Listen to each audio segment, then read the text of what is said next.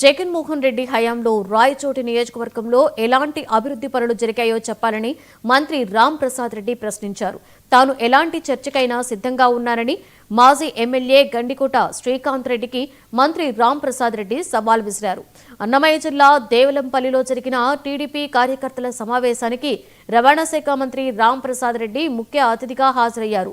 4 సార్లు ఎమ్మెల్యేగా ఉన్న గడికోట శ్రీకాంత్ రెడ్డి రాయచోటి నియోజకవర్గానికి ఏం చేశారో చెప్పాలని మంత్రి నిలదీశారు. రాయచోటి అన్ని ప్రాంతాలకు సెంటర్గా ఉండడం వల్ల జిల్లా కేంద్రమైందని, గవర్నమెంట్ ఆఫీసు బోర్డులు చూపించి అభివృద్ధి అంటూ చెప్పడాన్ని మంత్రి ప్రశ్నించారు. టీడీపీ తలుపులు తెరిస్తే రాయచోటిలో వైసీపీ ఖాళీ అవుతుందని మంత్రి రామ్ ప్రసాద్ రెడ్డి ఎద్దేవా చేశారు. 15 సంవత్సరాలు భారీ మెజార్టీతో గెలిపించారు శ్రీకాంత్ రెడ్డిని. నన్నన్న 3000 ఓట్లతో గెలిపించారు. ఆయన ప్రతి ఒక్కసారి 45,000, 55,000, 60,000 ఓట్లతో ఆయన గెలిపించినారు.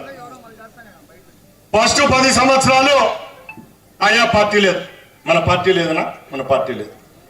మళ్ళా వచ్చే 5 సంవత్సరాలు పార్టీ ఉన్నింది కదా, పార్టీ ఉన్నింది, పదవి ఉన్నింది, కేబినెట్ హోదా పదవి ఉన్నింది. అప్పుడైనా జగన్మోహన్ రెడ్డి హయాంలో రాయచోటి నియోజకవర్గానికి ఏం చేసినారని అడుగుతున్నా. రాండి, చర్చకు రండి. ఏ విధమైన అభివృద్ధి రాయచోటి నియోజకవర్గాల్లో జరిగినాయి? నేనున్నా, నువ్వున్నా, ఇంకోడున్నా కొన్ని అభివృద్ధి కార్యక్రమాలు అనేది మనం ఇంట్లో పనుకునే జరుగుతూ